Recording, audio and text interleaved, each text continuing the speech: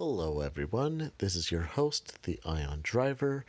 I'm going to be showing you another video to simply correct something that I said last time, which is that you cannot get more than 9 of any item up into space for cargo.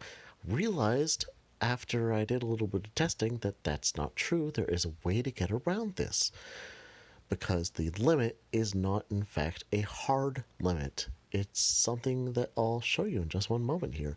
So let's go ahead and open up Space Agency. Space Agency here, go to my depot, which is a new thing I've been working on. I'll go ahead and show that to you as the other part of the video here today, because just simply showing you how I do this is one part of it. The other part of it is showing you why I'm doing it. So, first of all, the issue of cargo. So, water, there's only 9 of them, which sucks because I can get 22 units of any cargo I like up into space, which is something right now I'm very interested in. But you see, I went ahead, brought in 4, there's only 5 left. I need a lot more than 9. I need 15 more than that. So that's really not going to help me. Not 15, sorry, 13. So let me go ahead and show you what I discovered, which is that if you have an item which comes preloaded with any of the cargo, this does not come from the 9 unit. So you can actually go ahead and remove it, and if I put it in water here, it'll count down to there. But if I bring in a carbon dioxide scrubber, it won't, which, makes sense. But if I go ahead and bring this whole thing back out, and then I bring in the ATV, look at that. It took 3 in and only decreased 1. Now, obviously, next one, 7, 6, so on and so forth.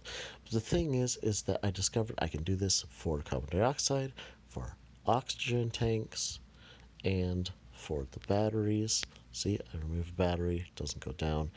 Now, I don't need any of those things. What I need is water. Well, guess what? There is an item that comes preloaded with the water, the oxygen garden. So I'm going to go ahead and add it in and then remove it 14 times. So that's 1, 2, 3, 4, 5, 6, 7, 8, 9, 10, 11, 12, 13, 14. There we go. Now I have what I need. Now, this may seem a little bit time intensive, but when compared to the idea of multiple launches with the hard cap of 9 water, this is much, much better, especially for what I'm using it for, which is a large depot of water and fuel. Now, with my design, I can go straight to the medium to small connector, get to my small stage, grab that resupply module, remove that battery, add in all the water I want, and then go ahead and get that connector for the small stage to go ahead and get this all connected up. Here we go. Resupply module. Wait. Okay, it's a little bit late right now. Tug module. Please, my apologies about that. Let me go ahead and put in the rest of the water. Now it's actually starting to count down. 3, 2, 1. Doesn't matter. We're done. So I could have actually just stuck with 13 instead of 14, but I like having 1 left over. Just makes me feel good. I don't know why, but I do. It's just a nice number. So there we go. We're all set for our launch. Now, of course, I'm going to be waiting for it to count down to 4 seconds before I hit the throttle to start getting myself into the mode for ignition. It almost always catches. I can almost always get a successful launch. I have had a few times recently where it wasn't so successful, but that's fairly few and far between, as you'll see. But I'm pretty happy with this because this means I can get anything I want up into space in pretty much one launch, which makes life so much better, especially for building large space stations. So we're going to go ahead, let ourselves just rely on those booster thrusters right now. Let it burn out. Go ahead, rely on our main thrusters, and we should be able to get up into the edge of space just as we run out of fuel. And that'll be great as we go ahead and make our way to orbit. At which point, I'll go ahead and separate out these pieces and reconnect them all together and then get them to where I want them to be. That is an absolutely perfect orbiting maneuver right there. I'm so glad I got into orbit with all this. That was just really good. I'm pretty proud of myself. Sorry. A little bit of self-pride. Hey, if you can't have self-pride, why even play this game, right? Gonna go ahead and back that off.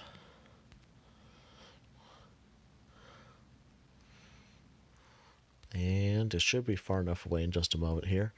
Again, a little bit time consuming, but considering that I'm taking one trip to get 22 items over to where I need them, I'd say it's more than worth it.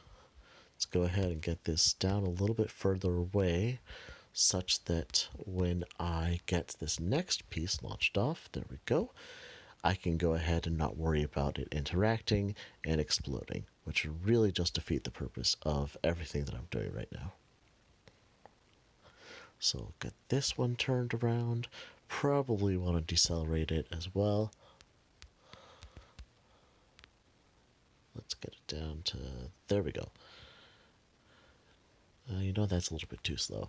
I don't want to end up reconnecting too soon. Okay, let's go ahead and get ourselves into where we want to be. Gonna go ahead, use my main thruster to get myself into the correct orbit. Just make sure that we don't have any early collisions, which would make life just way too difficult, way too fast. And here we go. Looks like I am just about where I want to be, which is great. Let's go ahead, get ourselves in, slow ourselves down a little bit, get ourselves into the right trajectory, and this is looking really good. I'm really happy about this. Yes, perfect. Let's go ahead and get to the other ATV, slow down a little bit more. I'm going to slow down a little bit too much just such that I can get a little bit quicker of a maneuver here. I'm going to be going up to 1 1/3. Let's go ahead and back that up. There we go. Now we should be able to connect up this last bit in just a moment. Let me go ahead and fix the power situation here. As I said before, it doesn't have a battery.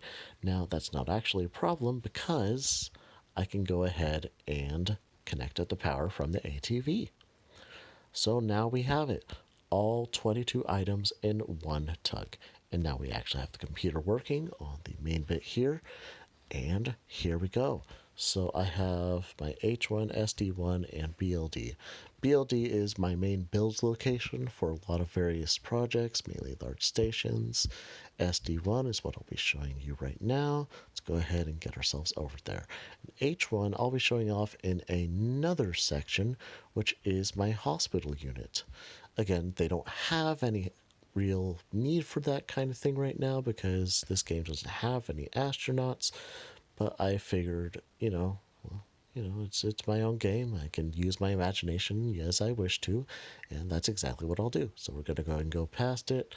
There you can see it. It does not have any nuclear thrusters. There's my nice little tug in my collection of ATVs. I'll show off my stuff over there in just a little bit. Another video, actually. So sorry, you're not going to be able to see that. And there's my space station. Again, I'll be showing that off in another video. But let's go ahead and start decelerating. Don't want to smash into my depot. And there it is. SD1. Space Depot 1.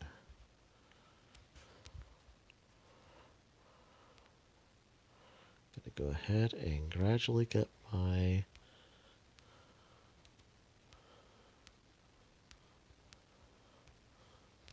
thrust down so we don't end up crashing.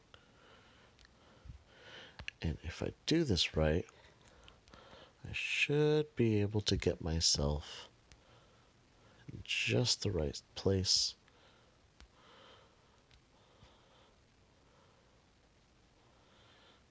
Without too much thrust. And there we go.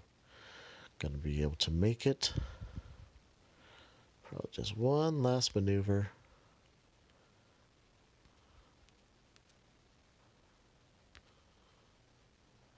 Boom.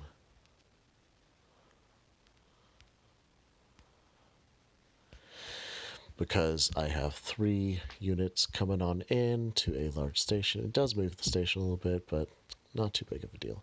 And here we go. Let me go ahead and show you the true genius here, which is this.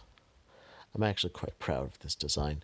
It's very, very tight, but it works.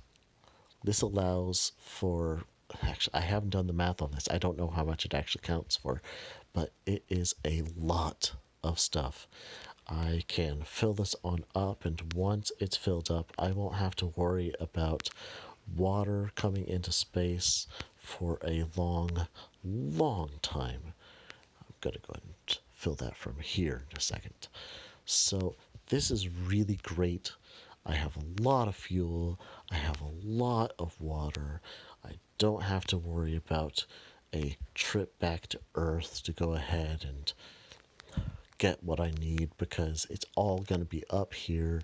And what's even better is that all these ATVs that I have are all going to be fully fueled because, as it turns out, I've been keeping them all. I've been just making a nice little stockpile and then refueling them all with all the spare stuff. And it isn't even pulling from my main stockpile here because I haven't actually used any of this fuel.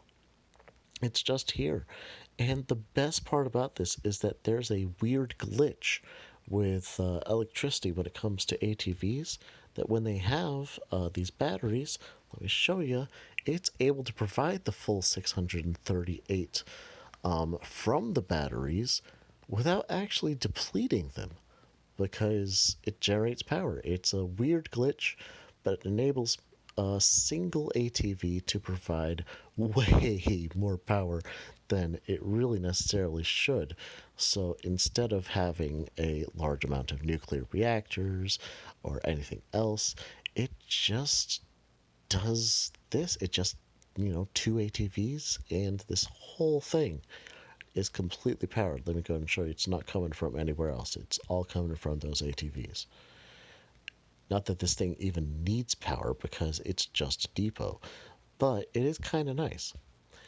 If they ever fix that glitch, then I'll have to fix this or something. But until then, I'm pretty darn happy.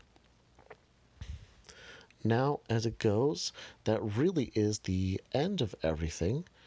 I want to thank you all for staying around and letting me show off this interesting little design here. It's something that I've been working on for a little while now. I really enjoy being able to make these kinds of crazy builds that just really, it almost looks like it shouldn't be possible, but it absolutely is. This was all designed and then put together by hand over a course of many, many, many launches. And thank you again. Next video, I'll be showing off my various items and showing off why I actually call myself the Ion Driver. It's not just the name, it's part of what I do that got me really started with all this. So thank you, and have a great day.